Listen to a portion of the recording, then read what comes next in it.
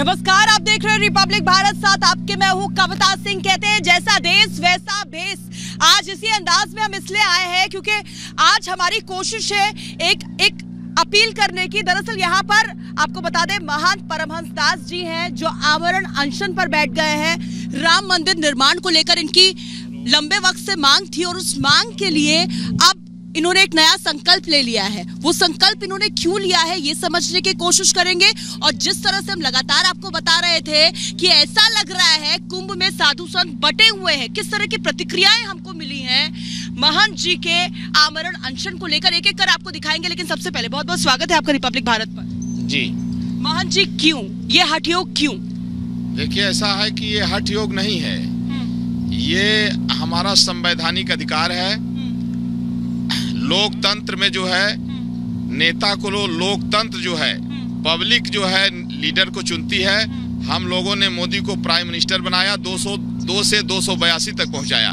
केवल राम मंदिर के नाम पर बीजेपी सरकार को इतनी बड़ी मेजोरिटी पहली बार मिली है। अब मैं चाहता हूं कि यदि उनके पास कोई आमरण अनशन से आप ये चाह रहे हैं कि दबाव बने सरकार पर, लेकिन सरकार तो खुद कह रही है कि भव्य राम मंदिर का निर्माण हो, वो तो आपके साथ खड़ी हुई है, फिर अनशन की क्या जरूरत है? अनशन की जरूरत ये है कि लोक चुनाव की आचार संहिता लगने वाली है, तो मैं चाहता हूं कि आचार संहिता के पहले अगर ये राम मंदिर नहीं बनाते हैं तो रामचरित्र मानस को राष्ट्रीय ग्रंथ घोषित कर दें। अच्छा, ये मांग आपकी है? हाँ जी। अच्छा, इससे पहले महंत जी आपको शायद नहीं पता होगा, हमारे दर्शकों को नहीं पता होगा कि परम धर्म संसद में भी जा चुके हैं महंत जी, और वहां पर उन्होंने राम मंदिर को लेकर प्रस्ताव भी रखा था। इससे पहले आपको बता दें, जब वो आमरण अनशन पर इसी तरीके से बैठे हुए थे तब स्वामी अविमुक्तेश्वरानंद जी उनके पास गए थे और उन्होंने आपका ये हठयोग तोड़ा था। महंत जी सही? जी हाँ, बिल्कुल बिल्कुल सही आप कर रहे हैं। अब देखिए, आप एक बार फिर से हठयोग कर रहे हैं। अब उनकी प्रतिक्रिया मुझे क्या मिली है, जल्दी से वो दिखाते हैं दर्शकों को। ये जो प्रस्ताव पारित किया गया था उसके बाद फैसला ये लिया गया कि देखिए ये 4 शिलाएं हैं, नंदा, भद्रा, जया और पूर्णा। इन्हीं के साथ 21 फरवरी को अयोध्या में भव्य राम मंदिर के निर्माण के लिए शिलान्यास किया जाएगा। तैयारी पूरी हो चुकी है। खुद डंडी स्वामी अविमुक्तेश्वरानंद जी यहाँ पर मौजूद हैं, उनसे बात करते हैं। स्वामी जी, बहुत बहुत स्वागत है आपका रिपब्लिक भारत पर। जी स्वामी जी, आपकी तरफ से पूरी तैयारी अयोध्या के लिए हो रही है, कर रहे हैं, तैयारियां चल रही हैं। शिलाएं यहीं पे हैं, आपकी तैयारी भी पूरी? शिलाएं तो अलग अलग जगह से आ रही हैं। ये भी शिलाएं गुरुजी को किसी ने ला करके भेंट की हैं और वो चाहते हैं कि उनकी शिलाएं स्वीकार की जाएं। अलग अलग जगह से लोग 4 शिलाएं लेकर के आ रहे हैं। स्वामी जी, यहाँ से कब तक आप कूच करेंगे? देखिए, अभी तो तय नहीं हुआ है। बसंत पंचमी के बाद गुरुजी ने कहा था, तो बसंत पंचमी के दूसरे दिन हम लोग ये सब चीज स्पष्ट करके बता देंगे। स्वामी जी, सबसे बड़ी बात यह है कि बाबा परमहंस दास जी के पास आप गए थे, उनका आपने अनशन तुड़वाया था। अब वो एक बार फिर से आमरण अनशन पर बैठे हैं। अब आप क्या कब की बात? ये कल की बात है, कल से वो बैठे हैं। हम जा रहे हैं उनका अनशन तुड़वाने के लिए, क्या आप साथ चलेंगे?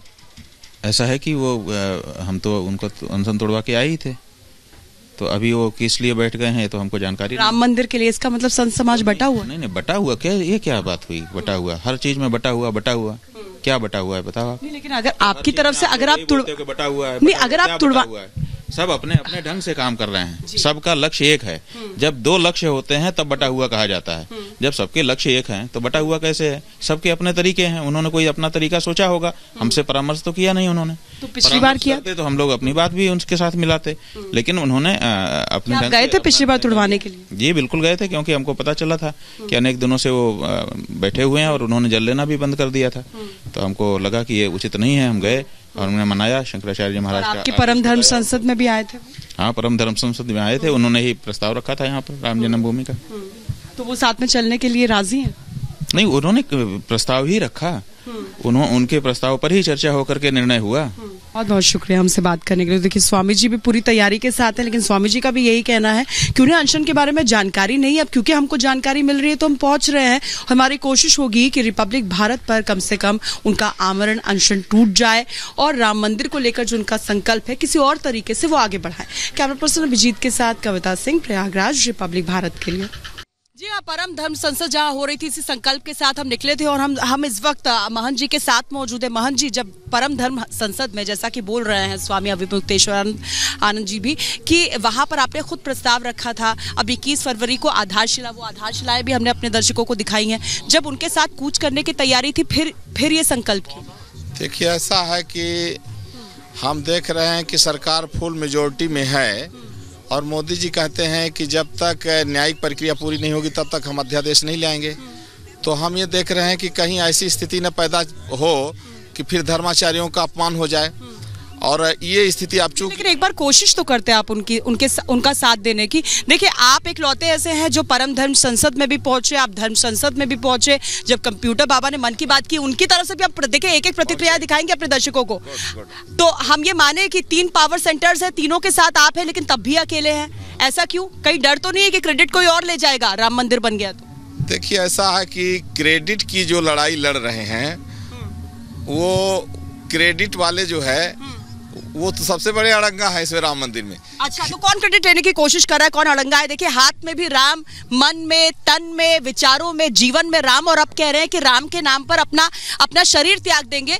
रोकने के लिए हम जरूर आए हैं, लेकिन एक रिपोर्ट आपके लिए देखनी बहुत जरूरी है। देखिए, श्री राम ने भी जब वो वनवास पर निकले थे तो शिव साधना की थी, और अब जब इतने सारे साधु संत चाहते हैं कि उनका वनवास खत्म हो जाए, टेंट से वो निकले, भव्य राम मंदिर में वो विराजमान हो, तो ऐसे में उनकी शिव साधना के बारे में भी जानना बहुत जरूरी है। आपको एक ऐसे शिव मंदिर लेकर चलते हैं जो प्रयागराज में बहुत मशहूर है। क्या है उसकी महत्ता, आइए आपको दिखाते हैं रिपोर्ट के जरिए।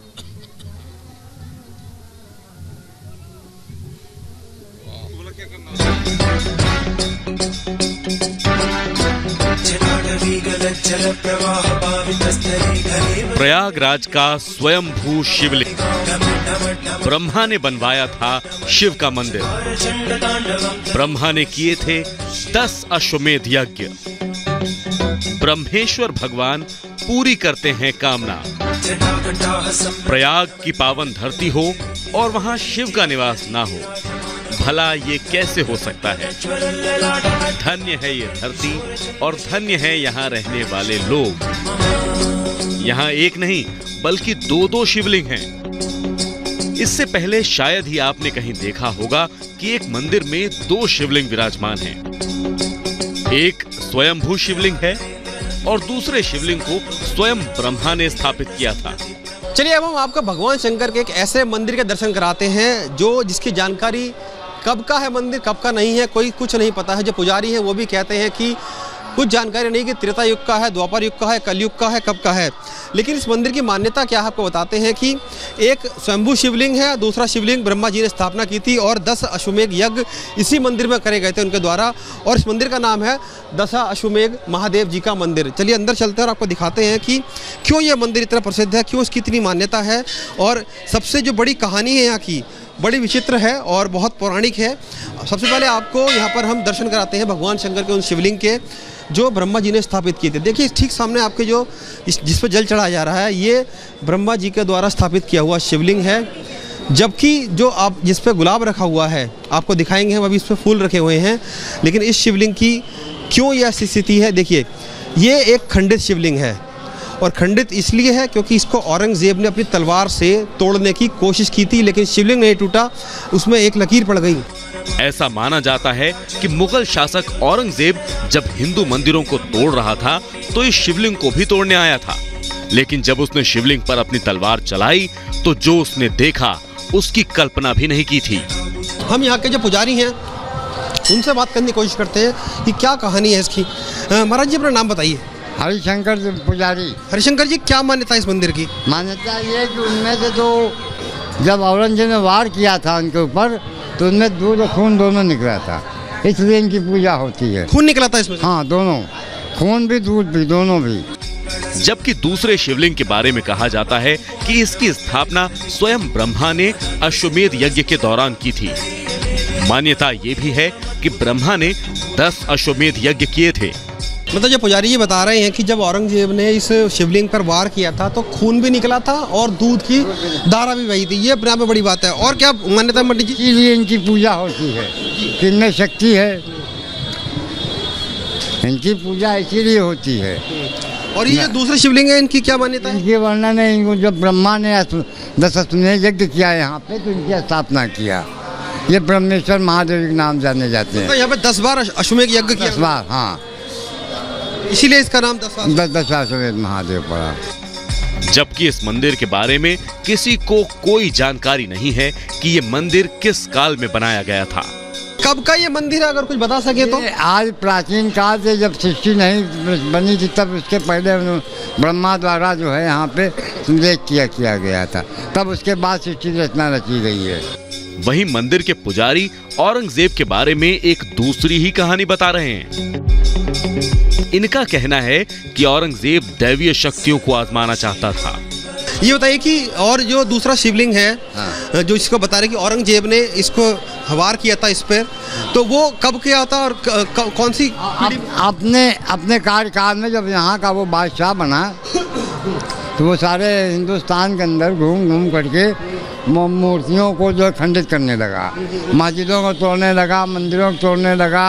वो इस भाव से कि शक्ति है कि नहीं, जो जगह पे कोई शक्ति दिखाई पड़ता तो उस जगह वो छोड़ देता था, और जहाँ पे नहीं दिखाई पड़ा उसको ध्वस्त कर दिया। तो मतलब यहाँ पर भगवान शंकर का शिवलिंग था, उसे तोड़ने की कोशिश की लेकिन टूटा नहीं। उसमें दूध खून, जब उसने वार किया तो पिंडी में से दूध खून दोनों निकला।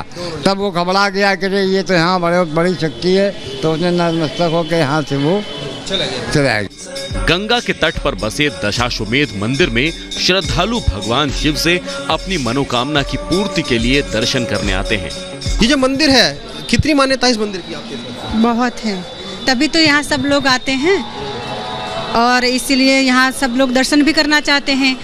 और गंगा के तट पर है तो वो तो ज़्यादा ही महत्व हो गया। गंगा माता के सिर पर तो शंकर भगवान के सिर पर तो गंगा माता विराज। पंडित जी बता रहे हैं कि एक शिवलिंग जो है ब्रह्मा जी ने स्थापित किया था, एक शिवलिंग जो है कि स्वयंभू शिवलिंग है, जो अपने आप यहाँ पर शिवलिंग शिव प्रकट हुए हैं, लेकिन उसको तोड़ने की कोशिश की औरंगजेब ने, टूटा नहीं। हाँ, तो नहीं टूटेगा ना, ये पूर्वज का कितने दिन का है ना, तो नहीं टूटेगा। मैं 40 साल से यहाँ आती हूँ। दशाश्वमेध शिव मंदिर में दिन भर भक्तों का आना जाना लगा रहता है, क्योंकि शिव के दरबार में जो भी आता है उसे औघड़दानी कभी खाली हाथ नहीं लौटाते। जाहिर तौर पर भगवान शंकर की स्वयंभू शिवलिंग है और शक्ति थी, इसी कारण से जो शिवलिंग है वो टूट नहीं पाया, सिर्फ खंडित हुआ है। और तमाम जो भक्त हैं वो इस खंडित शिवलिंग की पूजा करते हैं, अर्चना करते हैं और अपनी जो मनोकामना है वो मानते हैं। कुल मिलाकर देखा जाए तो प्रयागराज में जो भगवान शंकर का ये मंदिर है वाकई में बड़ा अद्भुत है, प्राचीन है, अलौकिक है, और लगातार जो भक्त हैं यहाँ पर अपनी मनोकामना मांगने के लिए आते रहते हैं और भगवान शंकर की अर्चना करते हैं। कैमरा मुकेश कुमार के साथ जिंदर चौहान, कुंभ प्रयागराज।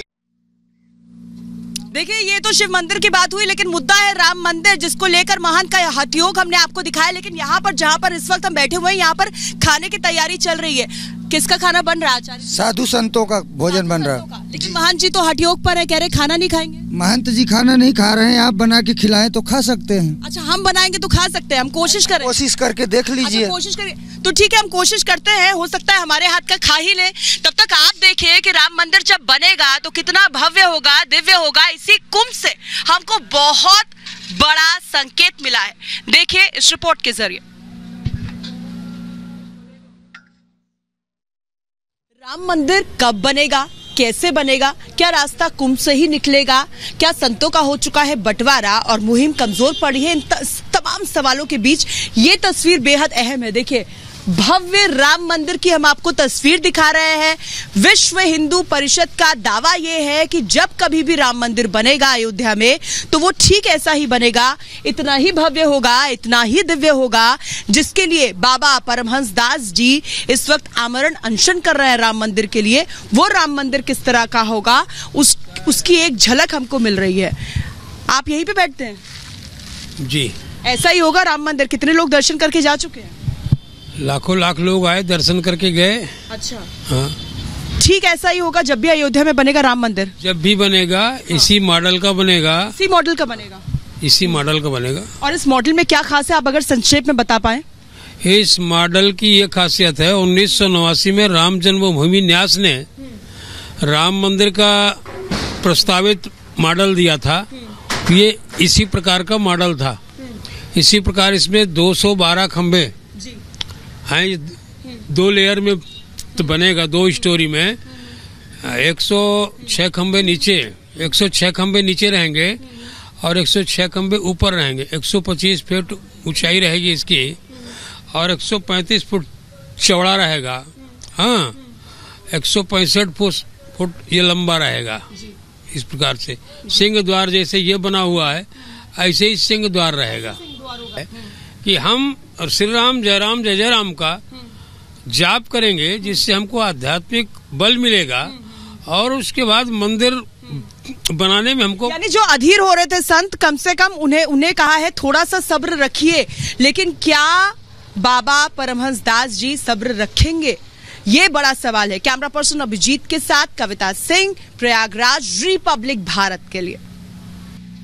जी हाँ, यही सवाल बन चुका है कुंभ से सबसे सुलगता हुआ सवाल। देखिए, मन की बात में भी वो गए थे, संतों के मन की बात भी उन्होंने जानी। कंप्यूटर बाबा ने हमको क्या कहा है उनके आमरण अनशन को लेकर, ये भी हम आपको दिखाएंगे। और साथ ही क्योंकि भोजन की थाल जो है वो हमारे हाथ में है, तो कोशिश यही होगी कि हम महंत जी को आज समझाएं रिपब्लिक भारत के कैमरे पर, वो तोड़े अपना आमरण अनशन। ये कोशिश लगातार जारी है, लेकिन बहुत छोटे से ब्रेक के लिए हमको रुकना होगा। फौरन लौटेंगे, हमारी महा कवरेज जारी है। आप कहीं मत जाइए, बने रहिए सिर्फ रिपब्लिक भारत के साथ।